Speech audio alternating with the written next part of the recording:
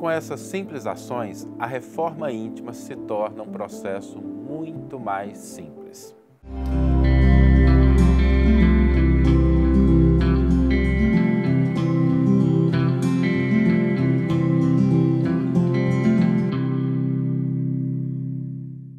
Olá, meus amigos, olá, minhas amigas, sejam todos muito bem-vindos ao programa Reflexões com Emmanuel.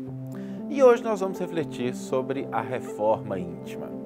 Essa expressão que muitos de nós buscamos, porque ela de fato é importante, mas às vezes nós temos dificuldade sobre como abordá-la, a gente acha que isso é muito difícil, a gente acaba imprimindo um peso muito grande, ou às vezes até escolhemos uma estratégia que ela não é a mais eficiente e por isso não alcançamos a tão famosa reforma íntima.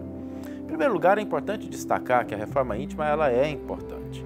Se você não mudar o seu interior, se você não mudar seus pensamentos, seus comportamentos, seus sentimentos, aquilo que vem de fora como mecanismo de auxílio vai produzir um resultado, quando muito, pouco duradouro, durante algum tempo ou superficial. Imaginemos, por exemplo, que uma pessoa vá ao médico e o médico receite ali um medicamento, prescreva algo que pode resolver um problema que ela está tendo momentaneamente, do coração, mas ela não muda seus hábitos alimentares, não passa a fazer exercício. O que vai acontecer é que, muito embora o medicamento ele possa ser benéfico, o resultado dele vai durar pouco, porque na base está um problema de comportamento, uma postura, uma maneira de viver, um estilo de vida. Então, é importante que a gente cuide desse nosso interior. A mesma coisa quando a gente fala de interferências espirituais, quando a gente fala de mudanças de padrões, de conexões. Não adianta nada a gente ir no centro, fazer as nossas orações na igreja, tomar o passe, a água fluidificada, se nós não cultivamos boas coisas dentro do nosso coração. Naquele momento em que a gente vai, o benefício ele existe, ele está ali para isso, o ambiente, as pessoas colaboram, mas se a gente não faz a nossa parte, se a gente também não muda o padrão de pensamento, de sentimento, o fato é que aquele benefício vai ficar restrito àquele local, àquele tempo. A gente não vai colher os benefícios totais que poderiam vir se a gente tivesse mudado o nosso interior.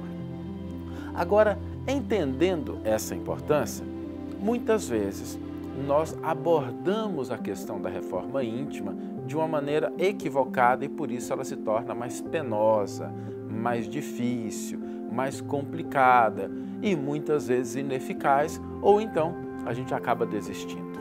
E eu quero aqui falar de dois problemas fundamentais e de como nós podemos resolvê-los a fim de tornar a reforma íntima muito mais simples.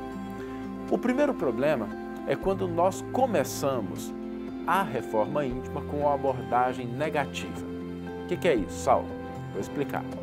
A abordagem negativa é quando a gente começa a fazer assim: eu preciso fazer a reforma íntima, eu preciso mudar minha maneira de pensar. A gente começa a relacionar tudo o que a gente quer eliminar.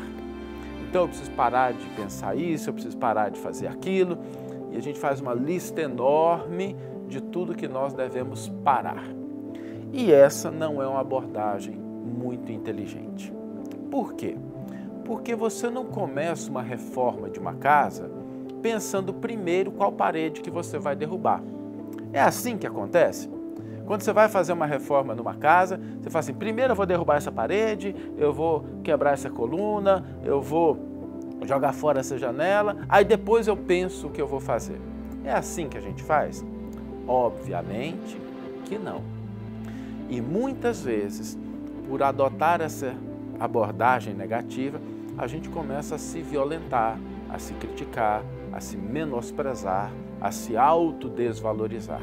E isso tem uma consequência negativa ainda maior, porque punição e castigo, gente, raramente produzem os resultados esperados. Em algumas situações, não vamos ser ingênuos, elas são necessárias. Acontece que o resultado que ela produz é diferente daquilo que nós esperamos com a reforma íntima. Vamos tomar o exemplo de um incêndio. A gente precisa, sim, quando está um incêndio numa mata, um incêndio no campo, a gente precisa obstar, a gente precisa limitar o avanço das chamas. Mas limitar o avanço do fogo não é o mesmo que plantar uma semente. O fogo precisa ser contido naquele momento, ok? Mas isso não significa que nós estamos tornando aquele campo um campo melhor. Então, obstar o mal é importante, só que isso é algo que tem uma conexão com a reforma íntima muito tênue, muito frágil, muito imprecisa. Quando a gente fala de reforma íntima, nós estamos num outro campo. Nós estamos no campo da semeadura, da construção. Então, primeiro grande equívoco, começar com essa abordagem negativa, se autocriticando, se autodesvalorizando, relacionando tudo que você quer destruir, que você quer eliminar. Como que a gente resolve isso? Nós resolvemos isso tendo uma abordagem positiva. O que é abordagem positiva, Saulo? A abordagem positiva é o que nós queremos construir, o que nós queremos aperfeiçoar. Então, voltando à nossa metáfora da construção, da reforma de uma casa, primeiro o que a gente faz?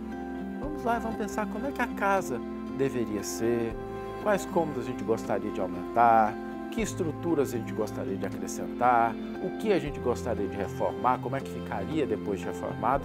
Então, idealizar os elementos de melhoria. E isso é o que eu vejo particularmente que poucas pessoas fazem quando entram no campo da reforma íntima. Elas começam falando que tem que eliminar de defeito, mas quando a gente pergunta o que é que você quer, poucas delas têm uma resposta precisa. E isso é até natural, porque muitas vezes a gente tem essa abordagem negativa, até por algumas castrações religiosas, por imposições externas, a gente acaba dando mais ênfase a isso. Só que, como eu disse, o resultado ele é muito inferior do que se a gente tomar um outro caminho. O que nós queremos construir de bom, de belo, de agradável, de progresso? Então, idealizar as coisas boas e depois a gente começar a agir nessa direção. Então, primeiro ponto. Segundo ponto, é a gente acreditar que a reforma íntima, ela começa com grandes coisas, com coisas enormes. Em raríssimos casos, isso pode até ser necessário, quando a situação está muito ruim, mas na esmagadora maioria dos casos, a reforma íntima deve começar com pequenas coisas, coisas simples, coisas singelas, porque nós não começamos também uma reforma, para usar a metáfora, colocando já de cara a mudança completa do edifício. Não, existe uma sequência, por onde a gente vai começar, qual é o cômodo que a gente vai mexer primeiro, qual é a estrutura que a gente vai alterar. Não é assim que a gente faz? A mesma estratégia com relação à reforma íntima. Comecemos com coisas simples, coisas que estão relacionadas ao nosso dia a dia, coisas que estão afetas àquela nossa atividade comum. Vou dar alguns exemplos para ficar simples. Reforma íntima. Vamos melhorar a nossa apresentação, como a gente se apresenta para as outras pessoas. Ah, Saulo, isso é vaidade? Não. Você ter uma boa apresentação, você causar uma boa impressão, você transferir a cultura do alto zelo, do autocuidado, isso é reforma íntima. A gente pode começar a nossa reforma íntima com uma leitura de um livro, com a mudança de um hábito de pensamento, com uma atividade que a gente quer desenvolver, com o aprendizado de uma coisa nova, com o enriquecimento da nossa cultura. Esses são elementos simples, mas eles têm um potencial enorme. Sabe por quê? Porque a partir das coisas simples, nós podemos avançar com segurança e determinação naquelas que são maiores. Às vezes a pessoa fala assim, eu preciso mudar o meu padrão mental, mas ela quer mudar o padrão mental dela inteiro. E às vezes isso é difícil. Se ela começar com uma leitura pela manhã, se ela começar com ler um livro durante uma semana, 2 semanas, isso já vai fortalecendo essa musculatura necessária para a reforma íntima. E se ela mantém esse hábito, se ela vai sempre aprendendo alguma coisa nova, se ela vai se atualizando, se ela vai acompanhando o progresso da sociedade, da tecnologia, chega uma hora que ela tem condições de alterar elementos mais profundos, que são às vezes mais difíceis, de uma maneira muito mais simples. Então, esses dois aspectos são fundamentais. Pensemos na reforma íntima como sendo algo que demanda uma abordagem positiva. Qual é o projeto? O que nós queremos ser? No que nós queremos nos tornar? E depois, comecemos pelas coisas simples. Existem duas perguntas que eu gosto sempre, adoto isso na minha vida, que são perguntas simples, que a gente pode fazer, que nos ajuda muito a começar um processo de reforma íntima de maneira sustentável e efetiva. A primeira pergunta é: qual novidade útil eu vou trazer para a minha vida hoje? Qual novidade útil eu vou trazer para a minha vida hoje? Pode ser uma coisa simples, pode ser um hábitozinho, pode ser um zelo com algo da casa, pode ser um cuidado com o corpo, pode ser um auxílio ao próximo, alguma coisa nova, diferente e útil. Não basta só ser diferente, precisa ser útil, útil para você, ou útil para as outras pessoas, útil para alguém próximo, útil para a sociedade. Pode ser o hábito, por exemplo, de começar a separar o lixo. Hoje eu vou colocar o lixo reciclável no lugar dele, vou colocar o lixo orgânico no lugar dele. É uma coisa simples. Qual novidade útil eu vou trazer para a minha vida hoje? A outra pergunta é: qual conhecimento, qual informação nova eu vou adquirir hoje? Pode ser uma coisa simples, pode ser uma palavra que você não conhece, uma expressão, alguma informação que você não está habituado, habituada. Então, tudo isso são coisas singelas, simples, mas que têm um grande poder de potencializar a nossa reforma íntima.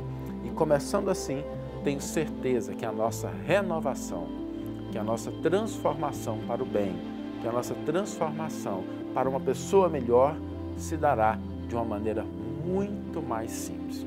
Vamos ler agora a íntegra do versículo e do comentário que inspiraram a nossa reflexão de hoje. O versículo está no Evangelho de João, capítulo 8, versículo 32. É um versículo muito conhecido, talvez o versículo mais comentado por Emmanuel no Evangelho de João, porque é um versículo bonito e nos diz: e conhecereis a verdade, e a verdade vos libertará. João 8,32. O comentário de Emmanuel é intitulado Renovação. Ante os conflitos mentais com que somos defrontados, habituamo-nos a falar em desobsessão, liberação, cura espiritual, sedação, socorro magnético e, efetivamente, é impossível negar o valor dessas formas de auxílio. Cabe-nos, porém, reconhecer que a renovação íntima é o fator básico de todo o reequilíbrio nesse sentido.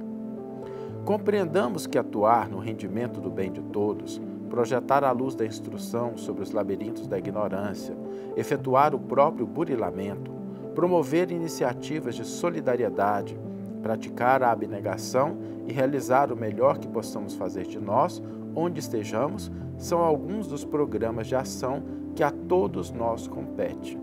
Por isso mesmo, todos aqueles companheiros da humanidade que não mais desejam zelar pela própria apresentação, aprender uma lição nova, multiplicar os interesses de viver, acentuar estudos para discernir com mais segurança, partilhar campanhas de educação e beneficência, aperfeiçoar-se na profissão, prestar serviço ao próximo, adaptar-se a novidades construtivas, acompanhar o progresso, aprimorar expressões e maneiras, altear ideias e emoções, ler um livro recente, adquirir mais cultura, recomeçar um empreendimento que o fracasso esmagou, aumentar o número das afeições, sofrer complicações em favor dos amigos, criar novos recursos de atividade edificante em torno de si mesmo, todos aqueles, enfim, que desistiram de qualquer transformação na própria senda, renunciando no dever de melhorar-se mais e sempre,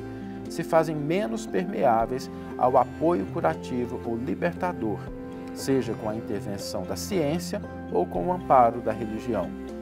E estejamos convencidos de que marchar para a verdade será sempre transitar para diante nos caminhos do burilamento e do trabalho, da renovação e da luz.